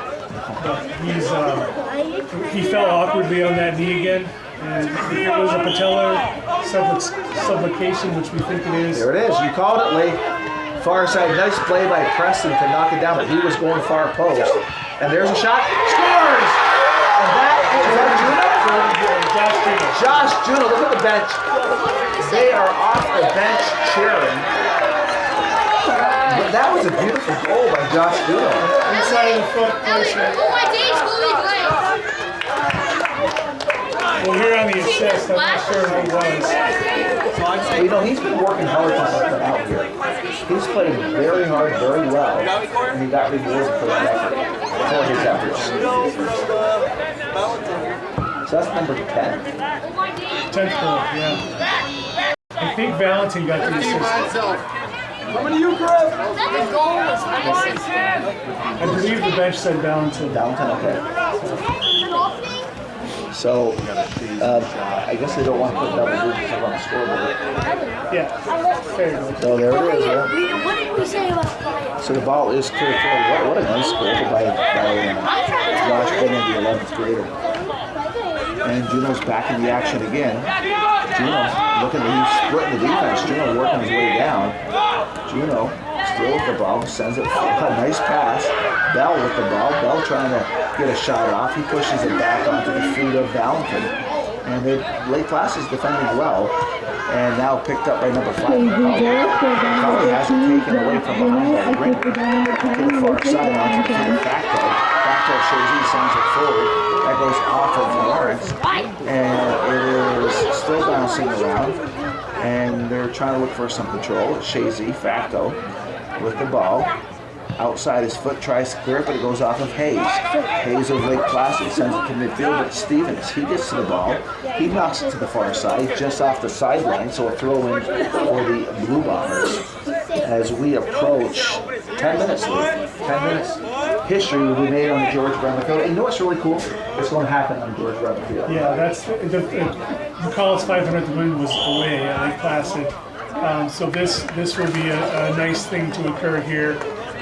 With the fans being here, a lot of these parents of these players are alumni that may have played for the team as well. So, you know, maybe even some grandparents down the road. You think about that, it's really kind of impressive the lineage of some of these families. So I think the dedication of George Brown Field was 2005, wasn't it? I believe so. So we've been 20 years now on this field. Yes, I think that's correct. So, and that was the brainchild. This field was a brainchild of Ron Culp and Jerry Blair. Yes. At the time. And in the last game that Chazy went to Lake Placid, and you were there. I was there. Jerry Blair was there. Right? Jerry Blair, who's been, I think, in every school, has a soft spot for Chazy. Yeah. The funny thing was, and you may or may not know, Coach McCall is also superintendent of school here at Chazy.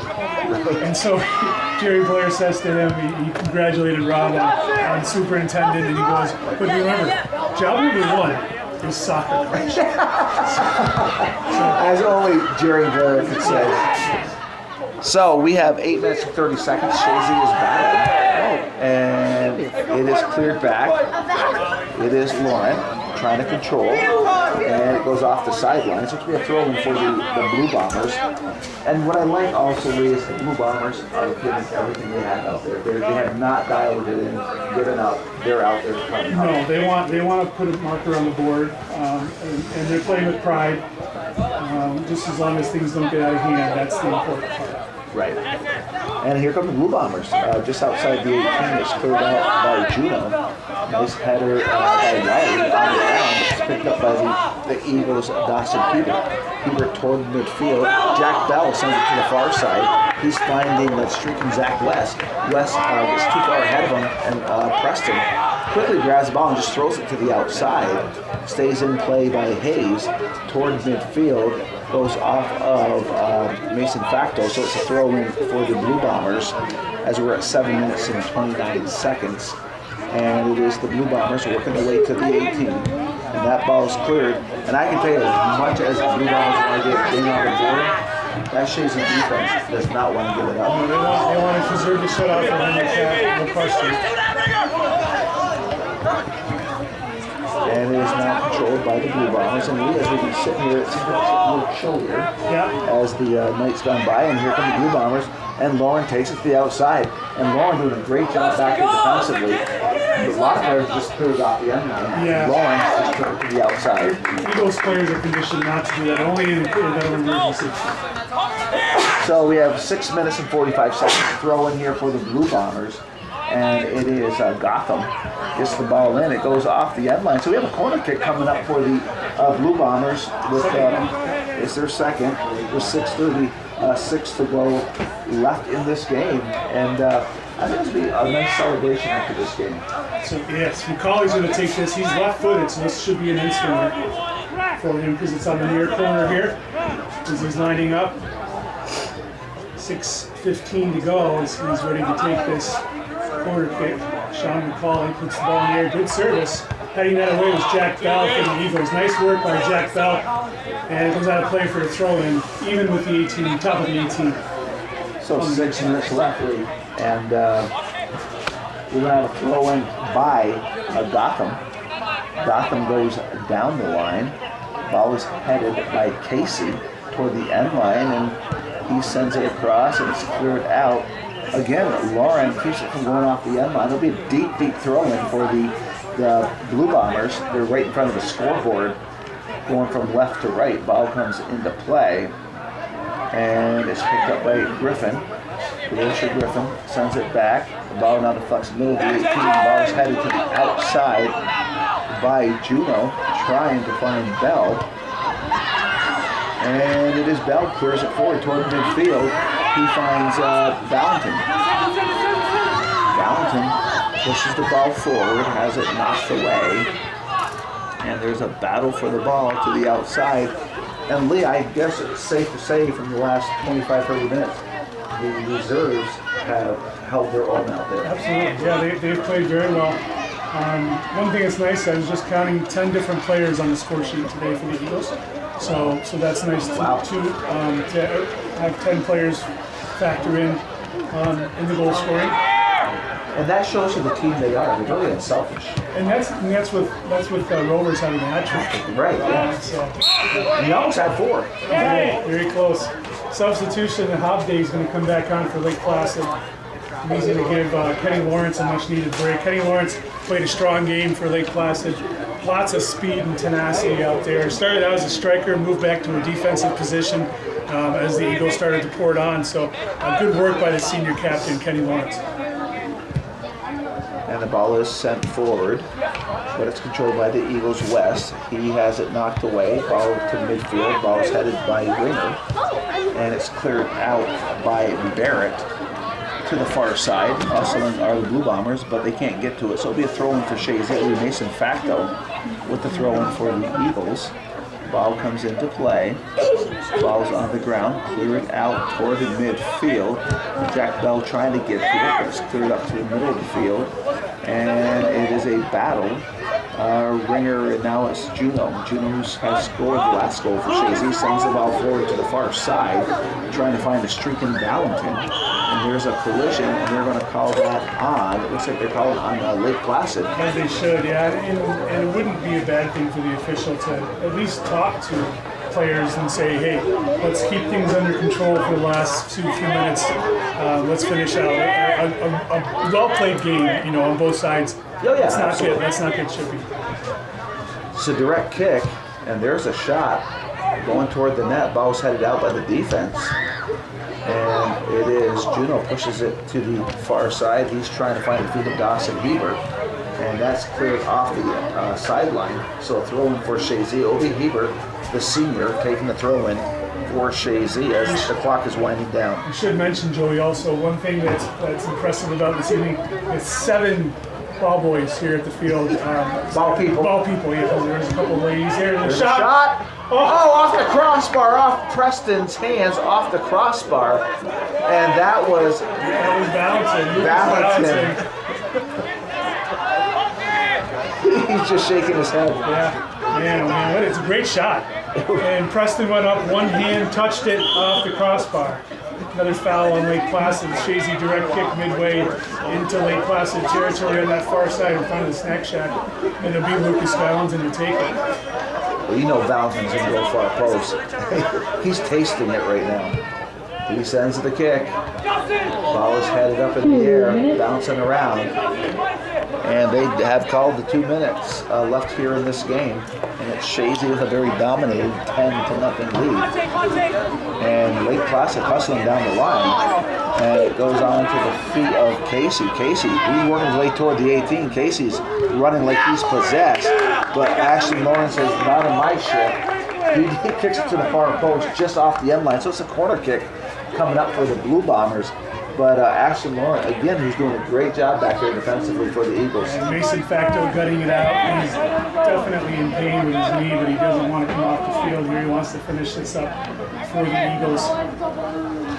And it's going to be the Blue Bombers, far side. Nice feed. That ball is headed down, again by Lauren. So it's another corner kick as we have 1:05 left before history is made at the George Browner Field. Wiley is taking this corner kick. They're pressuring, they're hurrying.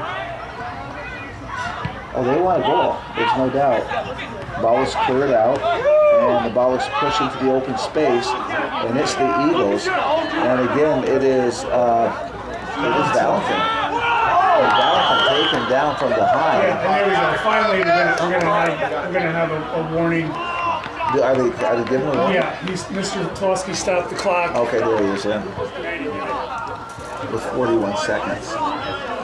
There's number 12, Hobdig. It's showing the yellow and goes in the book. He's got to come off, I think. Yeah, he does. And 21 will be going in, which is Foley.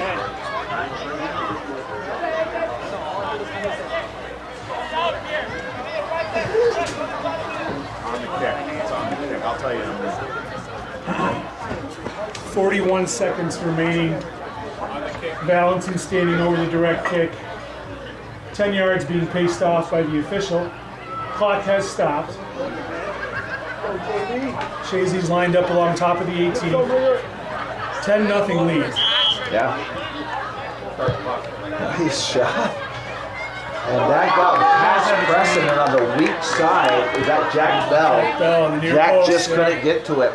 But he was where he should have been. Yep. And he just couldn't capitalize on it. So heads up play by Jack Bell to be where he should have been. Just got a little far ahead of him, that's all. So the ball comes up, ball's headed in the air by Ringer. Headed back up in the air, Ringer gets there again. And we got the final countdown. 7, 6, and it is cleared out. 3, 2, 1. And it is official at the George Browner Field. 1,000 victories in the program's history. Congratulations to every player that has pulled on the green and white for the Chazy Eagles that have contributed to this 1,000 wins over the past 72 years. An unknown number of players have put on this jersey and played with pride for this school. Congratulations to every single one of you for the contribution you made to this incredible achievement. You're all part of it. Every one of you, Lee, you're a part of this. Every one of you guys. You know, It makes you feel very proud. Oh my God, yeah. No question. This is incredible. Just an incredible night at the George Brennan Field. And you can see we're getting ready for a celebration. On the far side, you see the balloons. You see playing soccer balls. Yeah. Yeah, I think it should be a nice presentation. Fantastic. Just a great night of soccer. The boys, they turned it on, really. There was no question from the very beginning. Their goal was to put the game out of reach early and make it comfortable, and everybody would get out there and have an opportunity to play and make a contribution. And that says a lot for itself right there. Selfless play with players giving up goals for other players, and just a real great night. Yeah, it's incredible. The players are here, and I'm assuming they're going to come out on this celebration.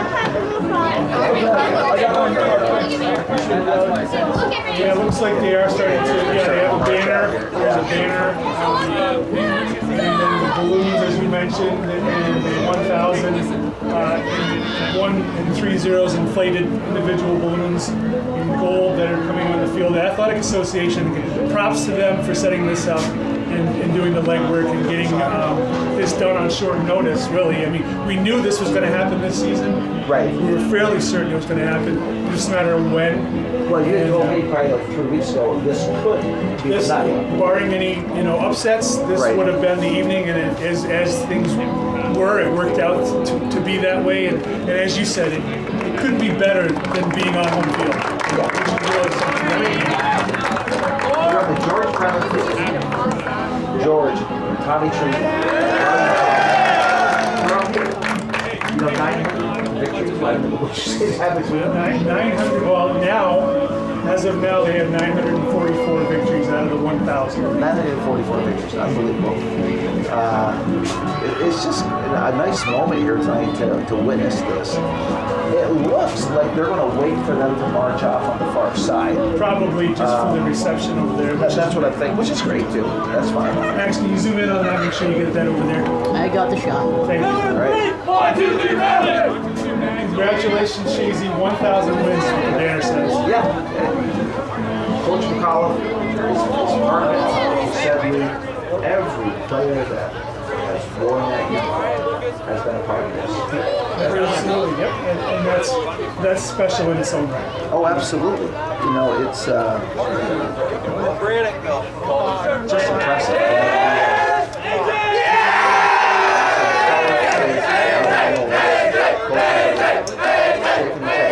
So it sounds like the team has given Aiden Howell the player of the game, which he deserves. He his first career varsity goal, and he had an assist on another. Right. Played solid defensive work back there. So I guess we're going to sign off. Yeah, we might as well. sign off. They're going to be doing a celebration down there, but for the listeners, it was Chazy tonight, winning in a very convincing fashion, 10-0. Shots on net were 24-1. Corner kicks actually favored Lake Placid 4-3. They got a few at the end. I'm Joey Trombley along with Lee Barcomb, and on the camera for your YouTube channel and for Calvin Castine tonight is Max Barcomb. The guy is a phenom at such a young age. Calvin has a good backup here going for him. And Lee, I want to congratulate you for being part of this soccer program and for what you do for the soccer community with your stats, what you do on Facebook. It really is an effort, and you're a big part of It's that. a labor of love. Thank you very much. I appreciate it. All right, folks, thank you for listening, and we will be posting again in the future games that we'll be carrying. On behalf of Lee Barcomb, I'm Joey Trombley. Thank you for listening, and we're going to sign off. Bye.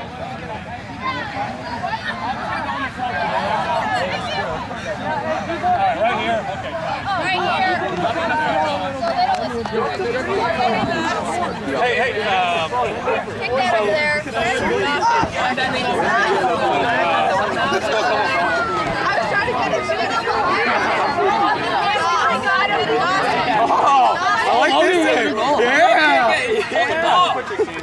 Boys,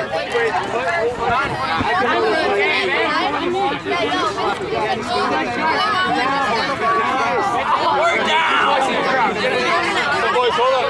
So what we're going to do is we're going to do some pictures with everyone like this, and then we're going to go without the ball people and just us, and then we'll do some ones with Mr. Bremler and Mr. Chazy will come in too. Thank you so much.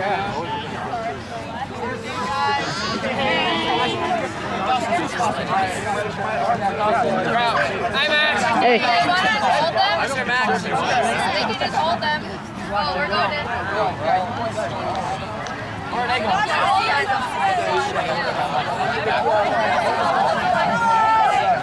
You know, if they're in the I can't hold a smile for this long, bro.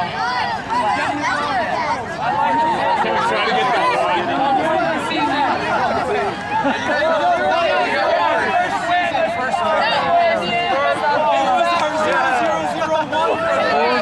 That's our first win, boys. Let's go. Yeah, so if you want to come in now, sure, I would do these. Come on in now. And then we'll do some with Where's he gonna go? The short one. Okay.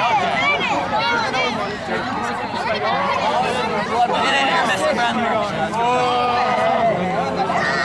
Okay, guys, let's look forward here.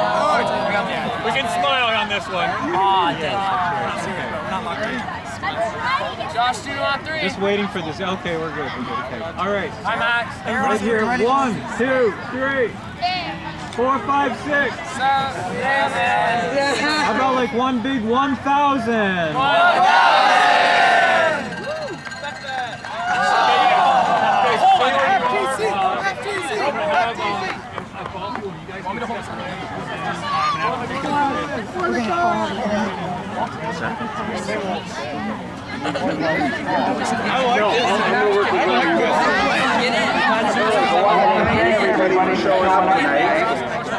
What a momentous evening we have here at the George Bremler Field. Lee and I have some stats we want to share for you. For all the alumni who have worn the green and white, please come on out. For all the young players who wear the green and white, please come on out. This has been a community event for over 75 years. Every one of you are a part of it. And Lee, while we were calling the game, we were sharing some pretty impressive stats. Let's share with folks what took place here tonight.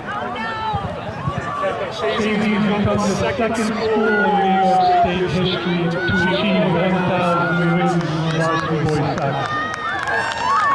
The only other school to have done so is Matatuck School on Long Island. No other school has done what we've done in a shorter period of time.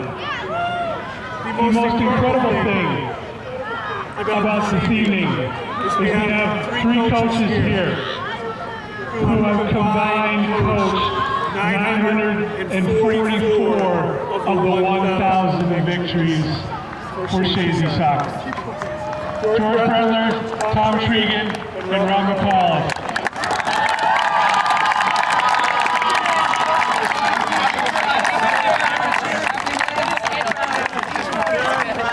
Years of soccer between these schools out of the 72 years. Chazy's overall win percentage is 82.5%. So over 8 times out of 10, they're going to come out winners. Just an incredible stat. There's only one other school documented to perhaps have a better winning percentage than Chazy, but that number hasn't been updated in several years. So for me, Chazy is the all-time winningest soccer program as far as the winning percentage goes to.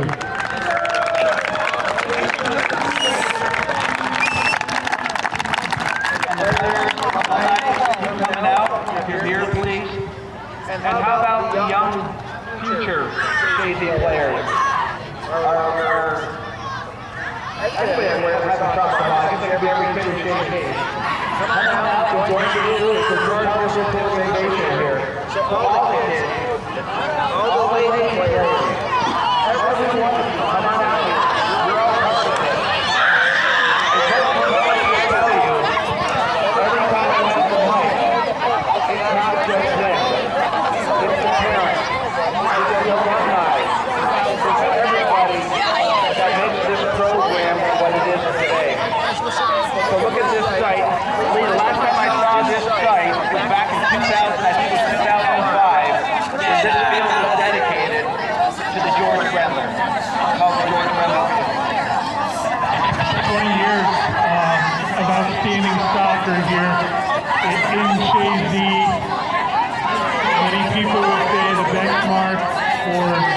Section 7 soccer.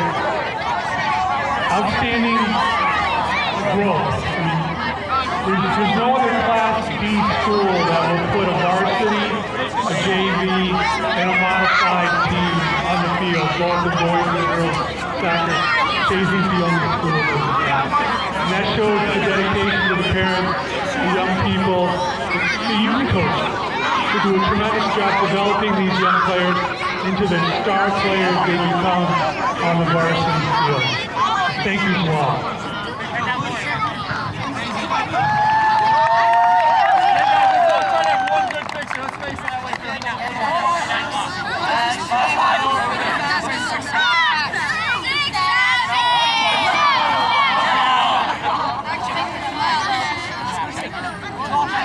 You like it, Lucas.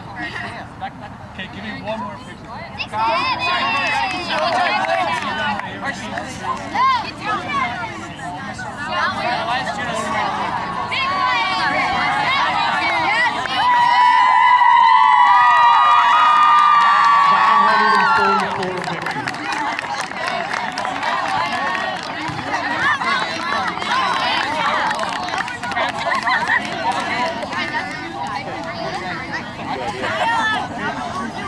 Rob, hold the banner. Yeah.